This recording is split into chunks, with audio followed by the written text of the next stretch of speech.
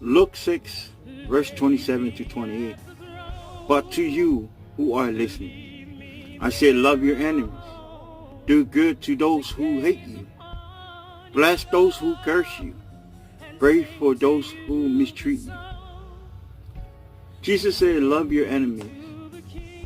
And I know it's not easy to do that.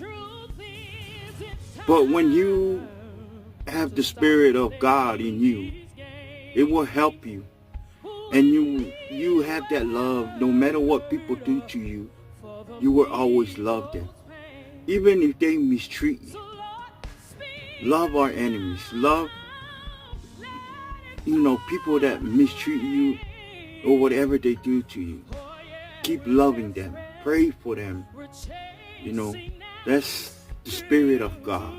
We love our enemies. We love people that curse